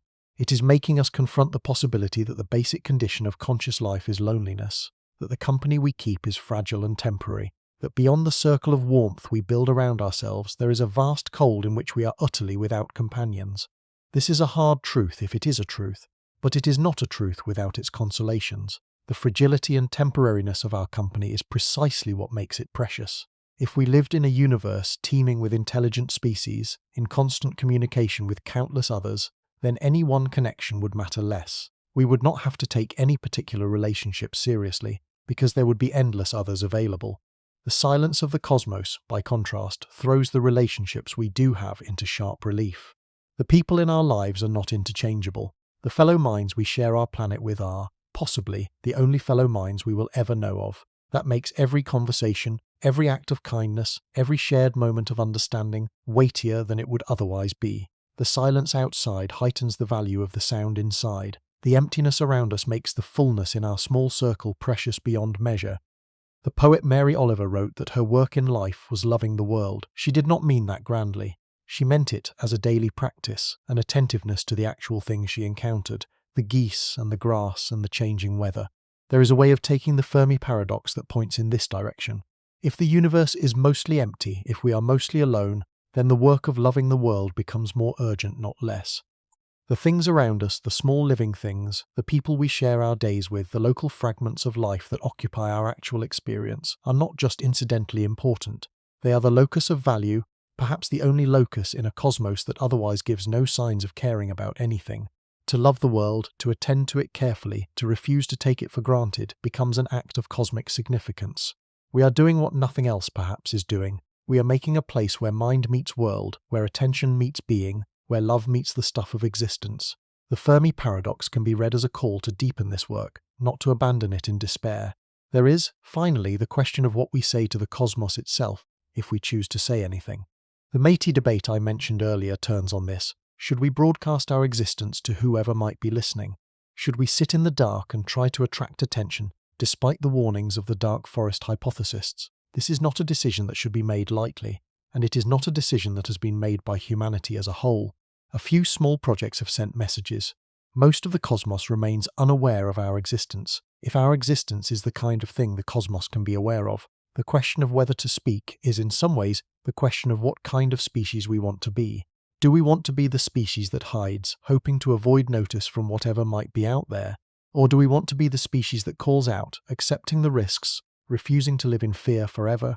There are honourable answers on both sides. There is a kind of dignity and caution in protecting what we have until we understand more. There is also a kind of dignity in openness, in declaring our existence to the cosmos and accepting whatever comes of it. The species that hides may live longer. The species that speaks may in some sense become more itself. Which species we want to be is a choice we have not fully made and may not fully make for a very long time. But the choice is there, hovering in the background of every decision we make about space exploration, about communication, about how we present ourselves to the cosmos. I think often about the messages we have already sent. The Pioneer plaques attached to the Pioneer 10 and 11 spacecraft, launched in the 1970s, depict a human male and female alongside diagrams of our solar system and the spacecraft's trajectory. The Voyager Golden Records attached to the Voyager 1 and 2 spacecraft contain greetings in 55 languages, samples of music from many cultures, sounds of Earth, and images encoding information about life on our planet. These objects are now in interstellar space, drifting outward at tens of thousands of kilometers per hour, into the dark between the stars. They will likely outlast Earth itself. Long after our planet has been absorbed by the dying sun, the Voyager probes will still be wandering, still carrying their cargoes of cultural memory, still potentially available to be intercepted by some other civilization, or no one ever. There is something both hopeful and heartbreaking about these objects. They are messages in bottles, thrown into the cosmic ocean with no expectation of reply. They speak of who we were at the moment we made them. They will speak that way forever, regardless of what happens to us. If we destroy ourselves, the Voyagers will still be out there, still carrying the recordings of a Bach prelude and a child's laugh and a greeting in Swahili. They will be the only remaining evidence that we existed at all, drifting in the dark, addressing recipients who may never exist. Perhaps that is one of the deepest meanings of the Fermi Paradox. Not that we are alone exactly, but that whatever company we have or do not have, the fact of our existence requires a response from us. We did not choose to be born. We did not choose to be conscious. We did not choose to live in a universe whose other minds, if there are other minds, are silent. But given all of that, given the situation we find ourselves in, we still have to choose what to do. We have to choose whether to take ourselves seriously. We have to choose whether to care for what we have. We have to choose whether to speak or remain silent. We have to choose whether to spread out or to stay home. We have to choose whether to fear the dark or to walk into it with eyes open. The cosmos gives us no instructions. Whatever its history, whatever the explanation for its silence, it sits there around us, indifferent or watchful or empty, while we make our small decisions on our small planet under its enormous and inscrutable presence. Those decisions are ours. The responsibility for them cannot be shifted onto anything else. We are, in this sense, free in a way that even our distant ancestors did not understand. They lived under the eyes of gods who told them what to do. We live under the silence of stars that do not. So let me try to gather the threads of all this together as we approach the end. The Fermi Paradox, in its bluntest form, asks where everybody is. Why does a universe that should be full of life appear to be so empty of it? The answers we have considered range from the comforting to the catastrophic. Perhaps life is rare, perhaps intelligence is rare, perhaps civilizations destroy themselves before they can reach the stars. Perhaps they hide from each other, knowing that to be seen is to die. Perhaps they grow inward, becoming invisible by becoming dense. Perhaps they sleep, waiting for a colder universe. Perhaps we are simply early the first or among the first to arrive at the question. Perhaps we are watched but not contacted, for reasons we cannot fathom. Perhaps we are inside a simulation that has not bothered to populate the cosmos with other minds. Each of these explanations carries its own weight of evidence and its own implications for our future. None of them can be definitively ruled in or ruled out from where we currently sit. But the fact that we cannot solve the paradox does not mean we cannot live with it. We have to live with it because it is the situation we find ourselves in. The cosmos is silent around us regardless of why, and we are awake within that silence, alone or in company with no way to know which. Our task is not to solve the silence but to respond to it, to be the kind of beings who deserve, somehow, the strange position we occupy, to live in a way that justifies the rare gift of consciousness, if rare is what it is, to take care of each other and the world we share against the possibility that we are the only ones doing so, to make sounds worth making in the silence whether or not anyone hears them. The night sky will be there tomorrow. It will be there next year. It will be there long after every person now alive has been forgotten. The same stars our distant ancestors looked up at and made into shapes of bears and hunters and chariots will be there for our distant descendants if we have any. The silence between them will continue. It is a silence that does not need our explanation. It has been there for billions of years before we arrived. It will be there for billions of years after we leave. But for the brief moment we have, the moment of our species being awake under those stars, we can choose how to feel about that silence. We can choose what to do in it. We can choose whether to find it terrifying or sacred, or empty or full. The silence will not tell us which is correct. We have to decide.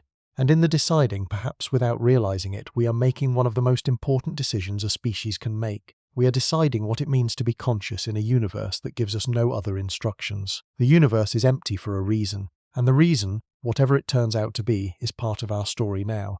It is part of who we are, what we are doing here, what we might still become. We do not get to choose the universe we live in, but we get to choose how we live in it. That choice, made over and over by billions of individual minds, is the only response we can give to the silence. It is the only sound we can make that matters. And whether anyone, anywhere, is listening, we should make it well. There is a beautiful image I want to leave you with. Imagine a single candle burning in a vast, dark room. The candle does not illuminate the entire room. Most of the room remains in darkness, unknowable from the candle's small circle of light. The candle does not know whether there are other candles, somewhere in the darkness, also burning. It cannot see them. They cannot see it. The room is so large that the chances of one candle ever encountering another are vanishingly small. And yet the candle burns. It does what it does. It gives off light and warmth and a small flickering presence. because that is what candles do. The fact that it cannot see other candles does not change what it is. It does not extinguish itself in despair. It does not curse the darkness. It simply continues doing its candle thing until eventually it burns down to nothing and goes out. But while it burns, it is doing something the dark room cannot do for itself. It is making a small place where there is light. It is being what the rest of the room is not. We may be that candle. We may be a candle alongside many others we cannot see. We may be a candle in a room that contains nothing else of any kind. We do not know, we cannot know, yet perhaps not for centuries. But the burning is up to us, the light we make is up to us, the warmth we share, the brief flicker of our existence against the vastness of the dark is up to us. The universe is silent, the candle is not, and as long as we have the privilege of burning, we should burn well, and brightly, and with attention to the small circle around us where our light actually reaches. The rest of the room can take care of itself, or it cannot. We are not responsible for the room, we are only responsible for being a candle, while we are a candle. That is the whole of our task. And it is enough. The next time you look up at the night sky, remember what you are looking at. Remember the staggering numbers, the depth of time, the silence that arrives at you from every direction at the speed of light. Remember that, as far as anyone has been able to determine, you are one of the very few places in the universe where any of this is being noticed. The cosmos is enormous and it is empty, and you are a small island of awareness within it. That fact should change you. It should make you take your own existence more seriously. It should make you take the existence of others more seriously. It should make you grateful, in a way that has nothing to do with religion or sentiment, for the strange and rare condition of being a conscious thing in a universe that mostly is not. Hold that gratitude for a moment under the stars, let it settle into you, and then return to your life with the silence behind you and the small bright world of your particular existence in front of you. Do something good with the time you have. Speak kindly to the other minds you encounter. Treat the small blue dot you live on as the precious thing it is. And if you can, sometimes look up. The universe is empty for a reason, and while the reason may be terrifying, our response to it need not be. Our response can be wonder. Our response can be care. Our response can be the determination to be worthy of the strange position we hold, the determination to make of our brief consciousness something that, even in the absence of any cosmic audience, justifies the cost of having existed. The silence will continue. We have a little while to make our sounds within it. May we make them well, and may we make them mean something for whoever in any time or place might one day hear them.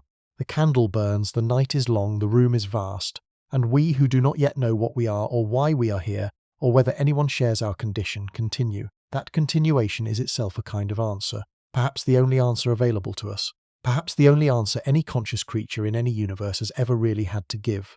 We are here, we see, we care, we continue, and whether the cosmos has anyone else doing the same thing somewhere out beyond the silence we cannot yet say. We may never say, but we can say what we are doing ourselves right here, right now. We are alive, we are awake, we are looking up, and in looking up, in the simple act of attention to the strange and beautiful and terrifying universe that contains us, we are doing perhaps the most fundamental thing a conscious being can do. We are being present to existence. We are letting it be what it is, and letting ourselves be what we are within it.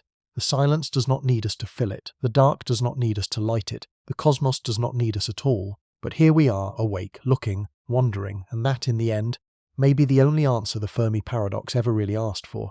Not a solution, not an explanation, just our continued, attentive, caring presence in a universe that does not seem to care about us. Just the small, steady flame of our consciousness refusing to go out. So let it burn, as long as it can, as brightly as it can, with as much care for what it illuminates as it can manage. Let the silence be what it is, let the dark be what it is, let the cosmos be what it is, and let us be what we are, while we are it, conscious, brief, improbable, burning, together here on this small world under this vast sky, in this strange moment of being awake while almost everything else, as far as we can tell, is not. The universe is empty for a reason, and whatever that reason is, our presence in it is the only protest against the emptiness available to us, so we protest. Quietly, day by day, life by life, we protest by existing, we protest by mattering, even if only to each other, even if only for now. And in our small and stubborn protest against the cosmic silence, we become briefly something the universe needs. Witnesses, lovers, caretakers, candles. We become what the room would not be without us. And that is no small thing. That may in fact be everything. The whole of what we have, the whole of what we are. Look up, listen to the silence, and then go back to your life. Carry the silence with you as a reminder. Carry it as a gift. Carry it as the strange and beautiful and terrible thing it is. and let it shape you into the kind of being who is worthy of the rare condition of being awake under a quiet sky. That is the work. That is the whole of it. The universe does not give us much, but it gives us this: the chance to be present, to be aware, to be conscious in the middle of a cosmos that mostly is not. The chance to be a candle in a dark room, the chance to burn well while we burn, and to be at peace when the burning ends. The silence will remain, the dark will remain, the stars will remain. But for a little while we were here, we saw, we cared, we continued. And in the end, that may be the only response to the silence that any of us, anywhere, ever needs to give.